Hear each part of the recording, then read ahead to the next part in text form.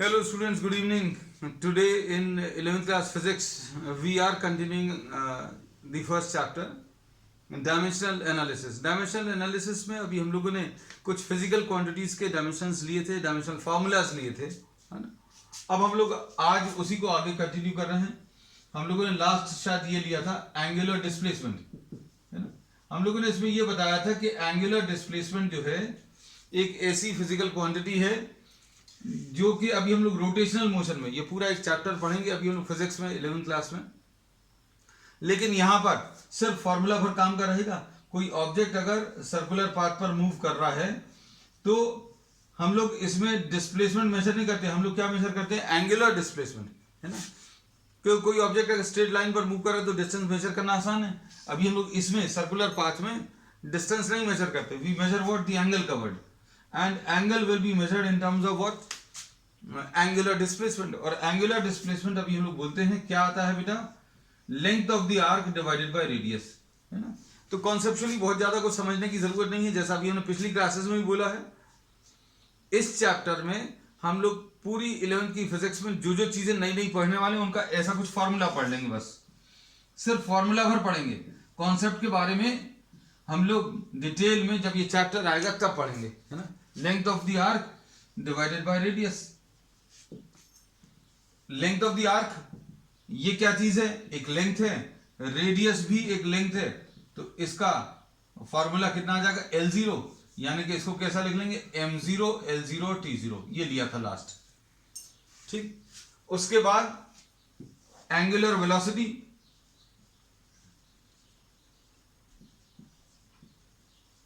Angular velocity क्या आएगा बेटा? एंगुलर वेलोसिटी जैसे वेलोसिटी बोलते थे, वेलोसिटी अभी हम लोग क्या बोलते थे? Displacement upon time. ये तो अपन लोग कर चुके हैं, L अपॉन T, है ना. अब यहां पर एंगुलर वेलोसिटी, इसको ओमेगा, W जैसा है, ओमेगा से रिप्रेजेंट करते हैं. और ये angular displacement, displacement upon time है, तो एंगुलर डिस्प्लेसमेंट अपॉन टाइम ऐसा कुछ आता है. अब एंगुलर डिस्प्लेसमेंट क्या है बेटा? हम लोगों को मालूम है M0 L0 और T0 डिवाइडेड बाय T, है ना. अभी हम लोग 2 3 4 और फिजिकल क्वांटिटीज लेंगे, उसके बाद अभी हम प्रॉब्लम स्टार्ट करेंगे, है ना. तो प्रॉब्लम्स में यू स्टार्ट एंजॉयिंग कि ये टॉपिक जो किया था उसमें क्या क्या एप्लीकेशंस है इसके, वो अभी हम लोग स्टार्ट करेंगे, है ना. So another 3-4 physical quantities. तो ये M0 L0, ये T0 है, नीचे T है, तो ये T के ऊपर -1 आ जाएगा. पावर्स जो है सब्ट्रैक्ट हो जाते हैं. ये 0 है, ये 1 है, तो 0 -1 यानी -1 आ जाएगा. ठीक. अब उसके बाद अगला क्या है? Angular acceleration. एंगुलर एक्सेलरेशन को अभी हम लोग अल्फा से रिप्रेजेंट करते हैं. अब अल्फा क्या आता है बेटा? जैसे अभी हम लोगों ने बोला था एक्सेलरेशन आता था क्या? Change in velocity upon time होता था, है ना. तो यहां पर क्या आएगा? बिल्कुल ऐसे ही है, लेकिन इसका जो नोटेशन है, हमने बोला सर्कुलर मोशन के या रोटेशनल मोशन के जो टर्म्स हैं बहुत सारे मिलते जुलते हैं, लेकिन डेफिनेशंस भी मिलती जुलती हैं, लेकिन यूनिट्स वगैरह सब कुछ चेंज हो जाता है. एंगुलर एक्सेलरेशन, इसको देखकर अभी हम लोग बता सकते हैं change in angular velocity upon time. हम लोगों ने जैसा बोला है कि जितनी भी फिजिकल क्वांटिटीज के फॉर्मूलेज ये जो पढ़ रहे हैं, इनकी एक अभी हम टेबल दे दी है आपको, है ना. और नहीं तो बुक में, किसी जो भी बुक आप यूज करो उसमें मिल जाएगी, है ना. तो इन्हीं का अभी हम लोग यूज करेंगे. सिर्फ आपको एक इंट्रोडक्शन पर दे रहे हैं. इनके बारे में जो कॉन्सेप्ट्स हैं वो जब ये रोटेशनल मोशन आएगा तब अभी हम लोग डिटेल में पढ़ेंगे, है ना. तो इस चैप्टर में सिर्फ नाम, ये फॉर्मूला और ये डायमेंशनल फॉर्मूला, ये काम का, है ना. अब कॉन्सेप्चुअल पार्ट जो है that will be discussing in the subsequent chapters. अब चेंज इन एंगुलर वेलोसिटी, तो एंगुलर वेलोसिटी किसमें मेजर किया भैया? M0 L0 T-1 upon T. तो ये कितना आ गया? M0 L0 T-2, ये आ गया. अब ये एंगुलर एक्सेलरेशन आ गया. अब ध्यान से सुनना बेटा. अब हम लोग इसमें नेक्स्ट जो चीज लेते हैं, इसमें फोर्स. जैसा अभी हम लोग स्ट्रेट लाइन मोशन में, ध्यान से सुनना, स्ट्रेट लाइन मोशन में हम लोग जो काम फोर्स का था वही काम यहां पर टॉर्क का रहेगा। टॉर्क क्या है ये भी अभी हम लोग इसमें बताएंगे। फिर जो काम स्ट्रेट लाइन मोशन में मास का था, वही काम यहां पर मोमेंट ऑफ इनर्शिया का रहेगा। हम कंपैरिजन बताते जा रहे हैं ताकि आपको चीजें दिमाग में रहें। हम लोग क्या बोलते थे, mass is measure of inertia. Inertia अभी हम लोग न्यूटन्स लॉ में 9th क्लास में पढ़े हुए हैं, and will be studying it in detail in 11th class also, है ना। तो चिंता की कोई बात नहीं है, ऐसा मत सोचना। हर ऑब्जेक्ट जो रेस्ट पर है वो रेस्ट पर रहने की कोशिश करता है। अगर आप उसको चलाने की कोशिश करो तो वो अपोज करेगा। हर ऑब्जेक्ट जो है रेस्ट पर जो है वो रेस्ट पर रहने की कोशिश करेगा, और उसको चलाने की कोशिश करोगे तो अपोज करेगा। And the opposition will be measured in terms of, or measured or can be seen in terms of what, the effort required to start the motion of an object. अगर आप एक कुर्सी को खिसकाने की कोशिश करें, if you are trying to shift a chair, or if you are trying to shift a truck, या किसी मोटरसाइकिल को अगर आप चलाने की कोशिश करें या ट्रक को पुश करके चलाने की कोशिश करें, तो effort required will be larger in case of the truck, है ना। तो हम लोग कहते थे कि भैया उसका जो मास है वो ज्यादा है, किसका, ट्रक का, इसलिए उसका इनर्शिया ज्यादा है, इसलिए वो ज्यादा अपोज करता है, इसलिए उसको चलाने में ज्यादा एफर्ट लगता है। चलाने में और रोकने में भी। अगर आप चलती हुई मोटरसाइकिल को रोकने की कोशिश करो, कोशिश करनी नहीं है, लेकिन अभी हम लोग कंपेयर करो, if you trying to stop a moving cycle, cycle एक अच्छा एग्जांपल है, moving motorcycle and moving truck, तो तीनों को रोकने में आपको एफर्ट अलग अलग लगेगा। साइकिल में सबसे कम एफर्ट में वो रुक जाएगी, मोटरसाइकिल हो सकता है रुके, हो सकता नहीं भी रुके, ट्रक को कोशिश भी नहीं करना। तो हम लोग क्या बोलते हैं, mass is the measure of opposition, है ना। तो mass is the measure of inertia भी हम लोग बोलते हैं। तो वैसे ही एक टर्म हम लोग बोलते हैं, जैसा मास का रोल था स्ट्रेट लाइन मोशन में, वैसा ही रोल रोटेशनल मोशन में मोमेंट ऑफ इनर्शिया का आएगा। तो मोमेंट ऑफ इनर्शिया क्या है एग्जैक्टली वो अपन लोग बहुत डिटेल में, मोमेंट ऑफ इनर्शिया कम से कम 3 या 4 दिन अभी हम डिस्कस करेंगे, है ना। तो लेकिन अभी हमें मोमेंट ऑफ इनर्शिया के बारे में सिर्फ 4-5 मिनट बोला, 2-3 मिनट, और अब एक फॉर्मूला लिख दिया कि भाई मोमेंट ऑफ इनर्शिया, इनर्शिया जो है आई से रिप्रेजेंट करते हैं और m इंटू आर स्क्वायर कुछ होता है, बस। अब इससे ज्यादा जानने की जरूरत नहीं है, क्योंकि कॉन्सेप्चुअल लेवल पर क्या इसका मतलब है ये अभी हम लोग आगे चैप्टर जब आएगा तब पढ़ेंगे। तो मास तो m लिखते हैं, r क्या है, r बीटा डिस्टेंस है, तो उसको l स्क्वायर लिख लिया, लोग खत्म हो गया, ये i आ गया, ठीक। अब उसके बाद नेक्स्ट काम क्या है, नेक्स्ट है फोर्स। जैसे अभी हम लोग मेजर करते थे फोर्स का, तो अभी हम लोग कर चुके हैं बेटा पिछली क्लासेस में, मास इनटू एक्सेलरेशन। अब यहां पर जो काम फोर्स का था यहां पर टॉर्क का है। टॉर्क को अभी हम लोग ऐसा रिप्रेजेंट करते हैं, टी जैसा है, इसको थोड़ा सा घुमा दिया, this is pronounced as what, tau, ठीक है। ये टॉ जो है बेटा, ये मास की जगह आई आ गया और ए की जगह एंगुलर एक्सेलरेशन आ गया। हमने सारी चीजें आपको कंपैरिजन से बता दी। अब आई इसमें मालूम है, आई क्या चीज है बेटा, आई ml स्क्वायर है, और अल्फा क्या है बेटा, अल्फा देखो इधर ध्यान से, t to the power of -2। तो मान लीजिए कि कुछ चीजें जो अभी हमने बातें बोली हैं वो समझ में नहीं भी आई, अगर ये जो बातें अभी हमने बोली है मान लीजिए नहीं समझ में आई, तो आपको सिर्फ ये फॉर्मूलेस काम के हैं, और ये फॉर्मूलेस की लिस्ट अभी हमने आपको दे दी है, उन्हीं फॉर्मूलेस का भी हम लोग बार बार यूज करते हैं, ठीक है। तो ये आ गया। अब उसके बाद काइनेटिक एनर्जी, काइनेटिक एनर्जी अभी हम लोग डिस्कस कर चुके हैं, लेकिन kinetic energy of rotation, kinetic energy of क्या, रोटेशन ले रहे हैं। तो काइनेटिक एनर्जी क्या होती थी बेटा, काइनेटिक एनर्जी होती थी हाफ mv स्क्वायर, ठीक है।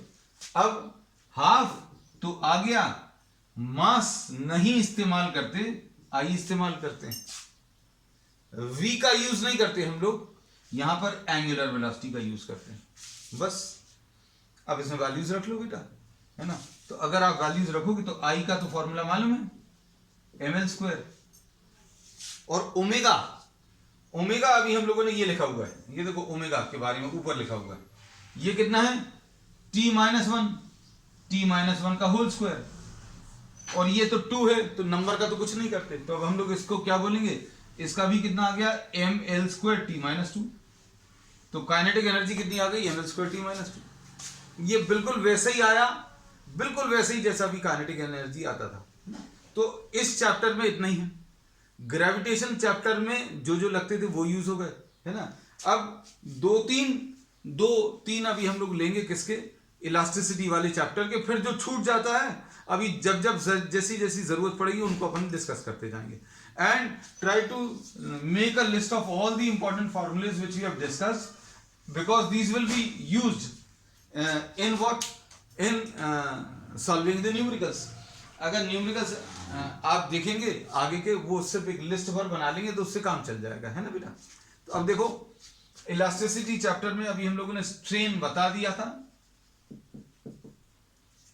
हमने जैसा बोला है कि अभी इस चैप्टर में आगे फिजिक्स के जितने भी चैप्टर्स पढ़ने वाले हैं उन सभी में कुछ कुछ जो नई फिजिकल क्वांटिटीज आएंगी उनकी लिस्टिंग है, आप ऐसा कह सकते हो इस चैप्टर में, है ना, और उनके फॉर्मूलेज हैं। तो स्ट्रेन अभी हम लोग 2 बार डिस्कस कर चुके, आज तीसरी बार है। Strain is change in length upon what, original length. अभी इसके बाद तुम लोगों को अच्छा लगेगा, जो लोग नए हैं, जिन लोगों का फर्स्ट डे है, उनको भी दिल फील गुड आफ्टर 2 और 3 फिजिकल क्वांटिटीज, मतलब थोड़ा सा ठीक लगने लगेगा। तो ये चेंज इन लेंथ है, ये भी लेंथ है, मतलब ये m0 l0 और t0 आ जाएगा, क्योंकि l और l कट गया मतलब कुछ नहीं बचा, कुछ नहीं बचा मतलब मास भी नहीं है, लेंथ भी नहीं है, टाइम भी नहीं है, ऐसा लिखते हैं। m भी नहीं है मतलब m to the power of 0, l भी नहीं है मतलब l to the power of 0, t भी नहीं है मतलब t to the power of 0। Stress भी कर चुके अपन लोग। स्ट्रेस क्या था, फोर्स अपॉन एरिया। इसका एग्जांपल अभी हम लोगों ने क्या दिया था, रिस्टोरिंग फोर्स। अगर आप रबर बैंड को स्ट्रेच करो तो ये बाहर आपने फोर्स लगाया, एक अंदर भी फोर्स जनरेट होता है, और क्या होता है जैसे ही अभी आप इसको छोड़ोगे तो अंदर के फोर्स के कारण वापस अपना ओरिजिनल शेप और साइज ले लेता है। रबर बैंड को खींचा, बाहर वाले फोर्स ने इसका शेप साइज चेंज कर दिया, छोड़ दो, छोड़ोगे तो अंदर के फोर्स के कारण वो वापस अपना ओरिजिनल शेप और साइज लेता है ना। तो एक बाहर वाला फोर्स है और एक अंदर वाला फोर्स, तो इसमें ये अंदर वाला फोर्स रहता।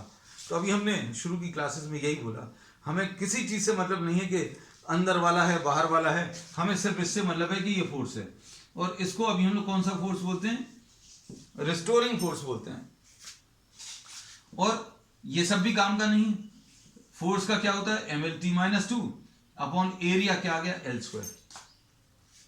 तो ये कितना आ जाएगा बेटा ml-1 और t-2, बस खत्म हो गया। अब लास्ट, आज की लास्ट जो अभी हम लोग ले रहे हैं वो इलास्टिसिटी, और इसको मॉड्यूलस ऑफ इलास्टिसिटी बोलते हैं। जितने भी टाइप के आएंगे, एक बल्क मॉड्यूलस ऑफ इलास्टिसिटी आएगा, एक मॉड्यूलस ऑफ रिजिडिटी आएगा। नाम सुनने में बहुत अजीब लग रहे होंगे, आप सुन के इनको अगर नोट करना तो नोट कर लेना, और नहीं तो अभी आप किसी भी बुक को अगर आप देखोगे तो आपको सारी चीजें पता चल जाएंगी कि क्या क्या नाम है ना। अब इसमें हम, as I am repeating every time, don't try to understand कि ये क्या चीज है, क्योंकि अब क्या हुआ, हर चैप्टर में से 4-5 नई फिजिकल क्वांटिटीज ली, उनके फॉर्मूलेज लिख दिए। अभी हम लोग यही कर रहे हैं, फर्स्ट चैप्टर में ऐसे ही है ना। तो मॉड्यूलस ऑफ इलास्टिसिटी क्या है, स्ट्रेस अपॉन स्ट्रेन। स्ट्रेस क्या है बेटा ml-1 t-2, और स्ट्रेन क्या है m0 l0 t0, बस उतना ही, ml-1 t-2, ठीक, बस। अब हम लोग, अब यहां पर we are stopping our discussion of what dimensional formula. Dimensional formula अभी हम लोग खत्म कर रहे हैं। अब इसके यूजेस, भाई अपन लोग क्यों पढ़ रहे हैं, सारी चीजें, ये चैप्टर क्यों आया, इस चैप्टर का यूज क्या है, that will be discussing in detail now, है ना। अब देखो,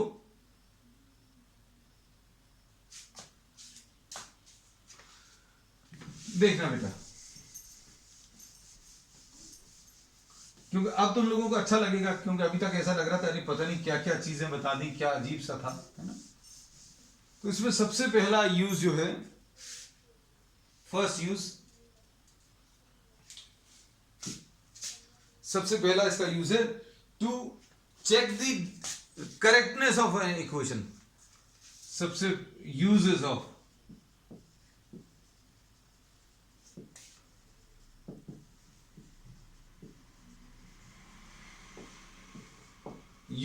dimensional analysis.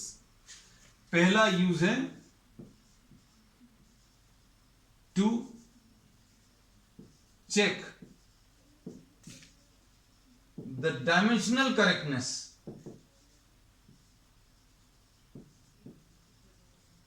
of an equation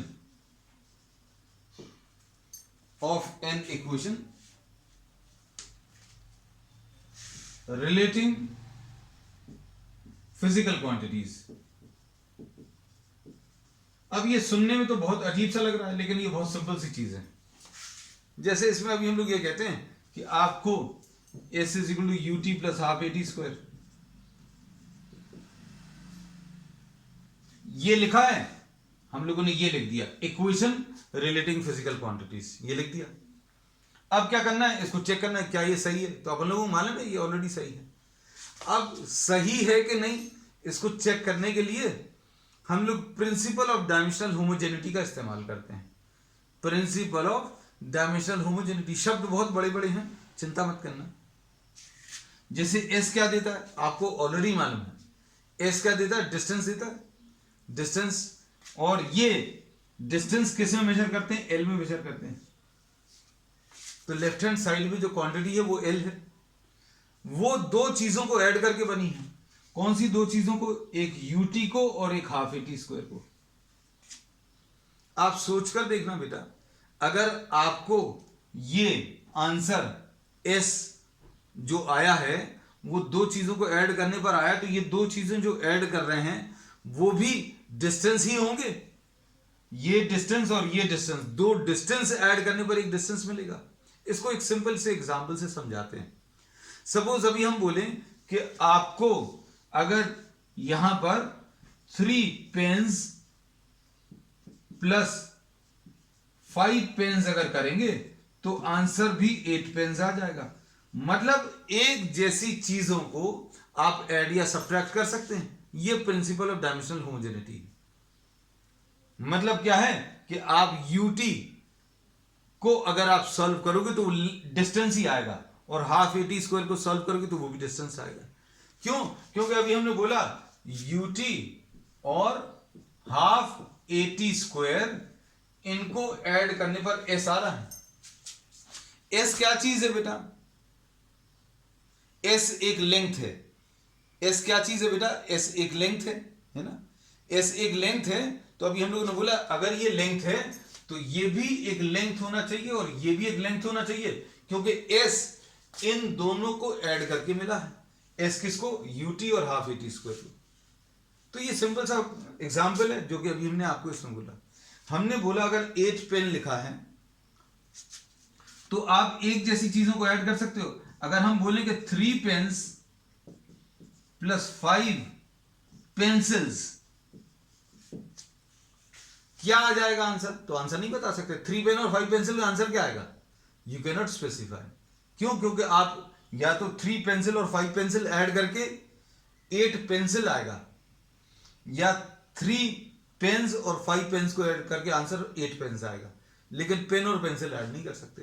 तो ये प्रिंसिपल ऑफ डायमेंशनल होमोजेनिटी है, जो कि ये बोलता है कि दोनों तरफ में जो फिजिकल क्वांटिटीज हैं उनके डायमेंशन सेम होने चाहिए।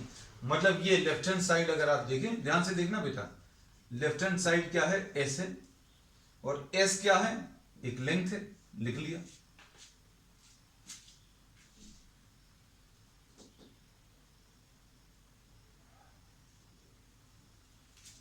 अब इसमें राइट हैंड साइड को देखो बेटा, राइट हैंड साइड में कौन कौन सी दो चीजें हैं, यूटी है और हाफ ए टी स्क्वायर है।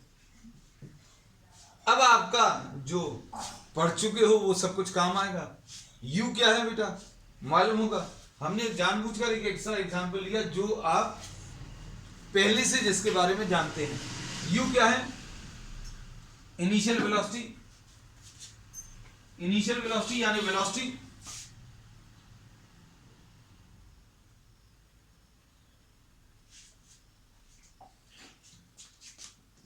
मतलब ये क्या आ जाएगा, L T minus one. Check करके देखो बेटा वेलोसिटी के, अब ये सब आपके सामने रहने चाहिए। वेलोसिटी का अगर अभी हमने बोला तो आपके तुरंत सामने होना चाहिए। और वैसे भी वेलोसिटी बहुत सिंपल है। वेलोसिटी क्या होता है, डिस्टेंस अपॉन टाइम, है ना। तो वही तो लिखा है, distance upon time into T, तो लो इनटू टी। अब ये टी और टी माइनस वन कैंसिल होगा, मतलब कितना आ जाएगा, एल आ जाएगा। तो यही तो अभी हम कह रहे थे कि भैया ये भी एल आना चाहिए, ये तो एल है तो ये एल आ गया। अब हाफ ए टी स्क्वायर को चेक करो, एक्सेलेरेशन क्या था, एक्सेलेरेशन आप चेक कर लेना, एक्सेलेरेशन क्या था, एल टी माइनस टू, तो एल टी माइनस टू लिख लिया बेटा, है ना। अब इसमें टी स्क्वायर, तो लो भैया टी स्क्वायर। मान लो किसी को ये एल टी माइनस टू नहीं मालूम, तो वो तो मालूम होगा मीटर पर सेकंड स्क्वायर। एक्सेलेरेशन किस में मेजर करते थे छोटी क्लासेस से, मालूम, मीटर पर सेकंड स्क्वायर। मीटर यानी लेंथ, और मीटर यानी लेंथ, और सेकंड यानी टाइम, तो लेंथ अपॉन टाइम का स्क्वायर, लेंथ अपॉन टाइम का स्क्वायर, ये लिखा हुआ है एक्सेलरेशन लेंथ अपॉन टाइम का स्क्वायर। अब इसमें टाइम स्क्वायर और ये टाइम स्क्वायर कैंसिल हो जाएगा, ये एल आ जाएगा। तो हाफ ए टी स्क्वायर को सॉल्व करने पर भी एल आया, यूटी को सॉल्व करने पर भी एल आया, और ये एस तो एल है, तो मतलब ये एल था, ये भी एल है और ये भी एल है। मतलब क्या है, अगर ये लेंथ है तो ये भी लेंथ होगी और ये भी लेंथ होगी, क्योंकि लेंथ और लेंथ को ऐड करके लेंथ आएगा। ऐसा तो नहीं होगा कि ये टाइम होगा, ऐसा तो नहीं होगा कि ये वॉल्यूम होगा, क्योंकि वॉल्यूम और लेंथ नहीं जोड़ सकते, ठीक है। मास और लेंथ हम बोले 3 kg और 5 मीटर कितना होगा, जोड़ पाओगे क्या, नहीं जोड़ पाओगे। तो अभी हम लोग बोलेंगे कि भैया मीटर में मीटर जुड़कर ही मीटर आएगा।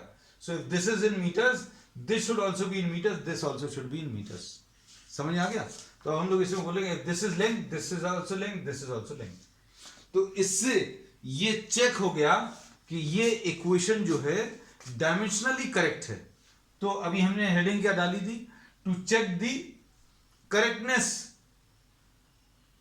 To check the dimensional correctness of an equation, ठीक है। अब इसमें देखो बेटा, अब हम आपको एक और एग्जाम्पल दे रहे हैं, उससे और एकदम क्लियर हो जाएगा। जैसे अभी हम लोग देखें, कुछ अगर हम गड़बड़ लिख दे तो बेटा मैसेज कर देना, है ना। V square is equal to u square plus 2a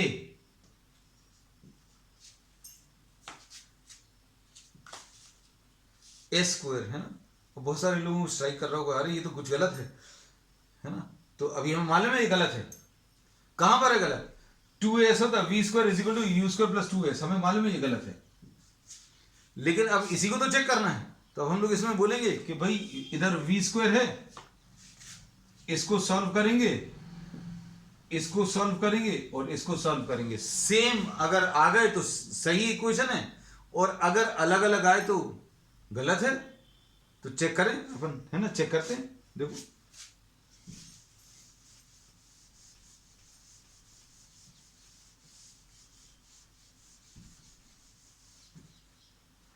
left hand side क्या है बेटा, वी स्क्वायर,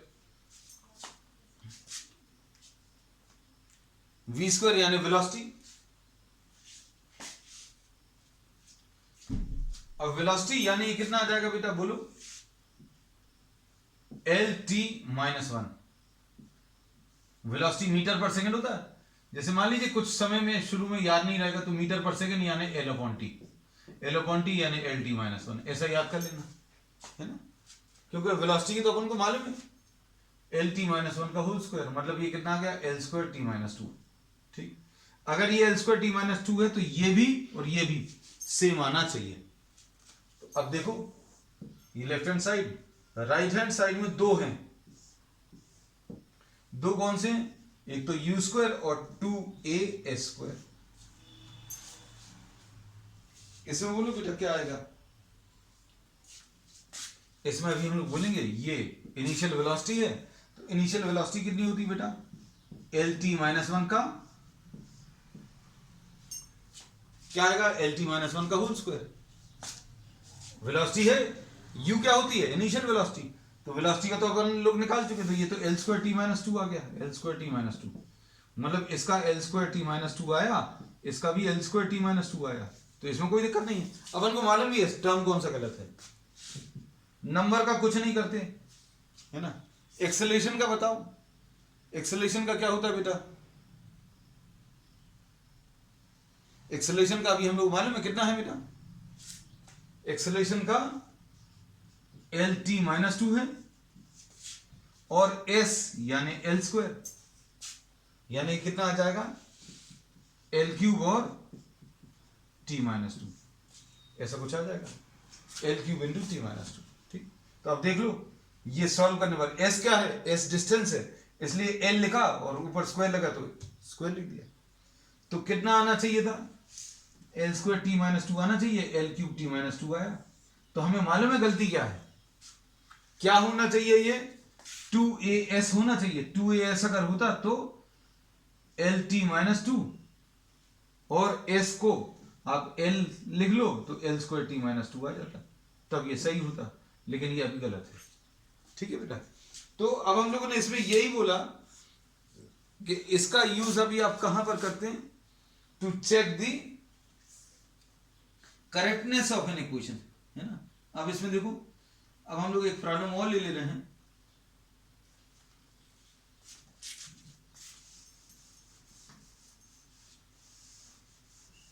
अब इसमें बहुत सारे प्रॉब्लम्स भी जो ऐसे मिलेंगे ना, जो आपको देखकर लगेगा अरे यार ये क्या क्या दिया हुआ है ना।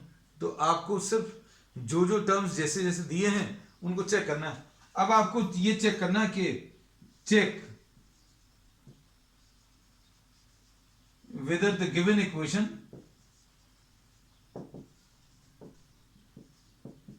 is correct or incorrect। Equation क्या है, t is equal to 2 pi under root of L upon G। अब इसमें देख लो बेटा क्या कह सकते हैं अभी हम लोग, इसमें लेफ्ट हैंड साइड तो t है, कोई दिक्कत नहीं है, राइट हैंड साइड क्या है, इसको रब करते हैं बेटा नहीं तो कंफ्यूजन होगा। राइट हैंड साइड में क्या है बेटा, राइट हैंड साइड में 2 पाई है, under root of L upon g है, ये तो नंबर है, इसका कुछ नहीं करते। हमने बोले इस पर्टिकुलर चैप्टर में ये ऐसे जो कॉन्स्टेंट्स है उनकी कोई वैल्यू नहीं है, मतलब हटा देंगे, क्योंकि हम लोग ये चेक करने की कोशिश कर रहे हैं कि भैया ये जो क्वांटिटी है वो क्या है, मास है कि लेंथ है कि टाइम है, या मास लेंथ टाइम का कॉम्बिनेशन है। अब यहां पर ये तो एल है और जी का अभी हम लोग डिस्कस कर चुके हैं, आज फिर डिस्कस कर रहे हैं। जी क्या है, acceleration due to gravity. Acceleration due to gravity मतलब क्या, एक्सेलरेशन, जैसे मान लीजिए एक्सेलरेशन ड्यू टू ग्रेविटी नहीं मालूम तो एक्सेलरेशन तो मालूम है क्या होता है, मीटर्स पर सेकेंड स्क्वायर, यानी एल अपॉन टी स्क्वायर, है ना। तो अब अपन इसको क्या लिख लेंगे, ये तो एल लिख लिया और नीचे एल अपॉन टी स्क्वायर लिख लिया, तो क्या आ जाएगा बेटा इसमें ये एल और एल कटेगा तो under root of T square आ जाएगा, यानी टी आ गया। समझ आ गया। तो अब हम लोग इसमें ये कह सकते हैं कि भाई राइट हैंड साइड भी टाइम आया, लेफ्ट हैंड साइड भी टाइम आया, तो हम लोग क्या बोल सकते हैं, कैसी इक्वेशन है, this equation is dimensionally correct, है ना। तो ये डायमेंशनली करेक्ट है। इसमें किस चीज का यूज करते हैं अभी हम लोग, we make use of principle of dimensional homogeneity. इसमें क्या बोलते हैं, अगर किसी एक इक्वेशन में दोनों तरफ के डायमेंशनल फॉर्मूलेस या डायमेंशन सेम है तो वो डायमेंशनली करेक्ट है। ये प्रिंसिपल ऑफ डायमेंशनल होमोजेनिटी कहलाता है, प्रिंसिपल ऑफ डायमेंशनल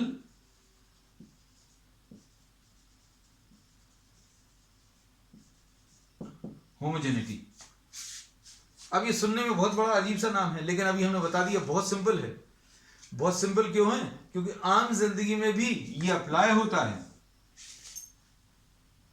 तो कैसे अप्लाई होता है, अभी हमने बोला 5 ऑरेंजेस प्लस 3 एप्पल्स कितना होगा, नहीं बता सकते। तो 5 ऑरेंजेस प्लस 3 ऑरेंजेस बता सकते हैं। तो यही ये प्रिंसिपल है। ये प्रिंसिपल क्या कहता है भाई, एक जैसी चीजें ऐड कर सकते हैं। तो principle of dimensional homogeneity says that for any equation the dimensional formulas और the dimensions will be same on both the sides, दोनों तरफ की डायमेंशन जो हैं सेम आएंगे। अब एक जैसी चीजों को अगर हम ऐड कर सकते हैं तो अच्छे से सुनना। अब हम आपको एक सिंपल सा क्वेश्चन पूछ रहे हैं कि आपने कोई एक अननोन क्वांटिटी x है, कोई वेरिएबल है, उसमें अगर आपने टाइम स्क्वायर ऐड किया तो अब आपको ये चीज समझ में आ जाना चाहिए कि अगर कहीं पर कोई x अननोन में टाइम का स्क्वायर अगर ऐड कर दिया तो x क्या होना चाहिए, ये टाइम ही होना चाहिए, टाइम का स्क्वायर ही होना चाहिए। क्यों? क्योंकि ये चीज अब अपन सीख गए हैं कि आप एक जैसी चीजों को ही ऐड कर सकते हो। अगर आपको y के साथ क्या चीज ऐड है, सपोज मास एडेड है, y में मास ऐड कर दो या सब्ट्रैक्ट कर दो तो y क्या होना चाहिए, y should be having what, the dimensions of what, mass. समझ आ रही बात? तो इसमें इस चीज का अभी हम लोग इस्तेमाल करेंगे कि एक जैसी चीजों को ऐड या सब्ट्रैक्ट किया जा सकता है ना। अब देखो बेटा इसका example.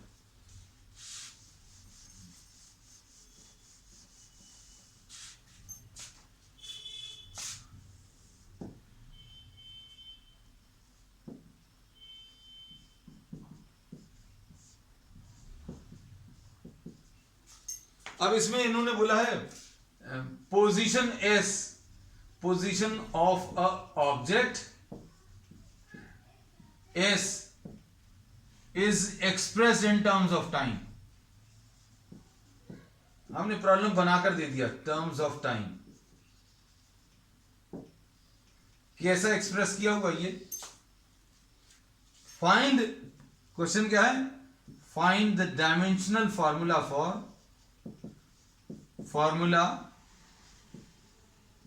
For A B and C.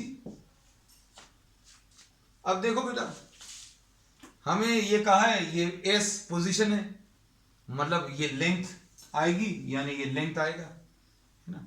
अब इसमें अच्छे से सुनना, ये लेंथ अगर है तो ये दो चीजों को ऐड करके बनी है। अगर ये लेंथ है तो ये दो चीजें जो ऐड कर रहे हैं वो भी क्या होंगी, ये समझ में आ गई होगी बात। भैया ये अगर 50 मीटर आया है तो ये कुछ 10 मीटर आएगा, ये 40 मीटर आएगा, मतलब ये भी मीटर में आएगा, ये भी मीटर में, मतलब ये लेंथ है, ये भी लेंथ आएगी। ये बात समझ आनी चाहिए।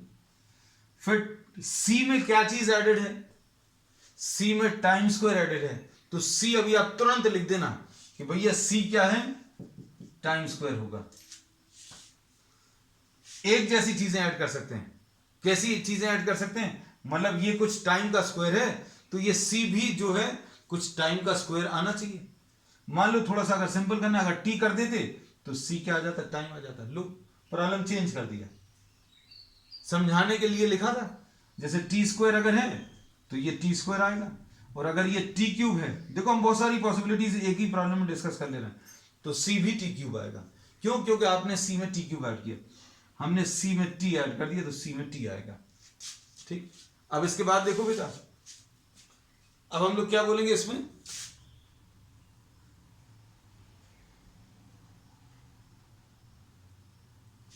अब इसमें देखो बेटा ये एस जो है लेंथ है,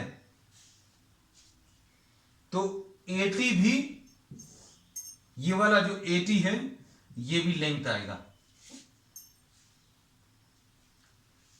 और इसके बाद इससे ए मिल जाएगा, ए क्या मिल जाएगा, एल अपॉन टी, बस खत्म हो गया ये काम, एल टी माइनस 1। अब इसके बाद बेटा बचा हुआ कौन सा है बेटा, B upon C plus T है, ये भी लेंथ आएगी, है ना। तो इसको भी अपन ने लेंथ लिख दिया, है ना। तो अब ये बी है और नीचे क्या है, टाइम है, तो ये L के बराबर है, तो B की वैल्यू कितनी, L इंटू टी आ जाएगा, है ना बेटा। समझ आ गया? तो ऐसे बहुत सारे प्रॉब्लम्स अभी हम लोग आगे के टर्म्स में करने वाले हैं, है ना। तो अब आज के लिए इतना ही पर रुक रहे हैं. We will continue with the same topic on the next turn. That's all for today.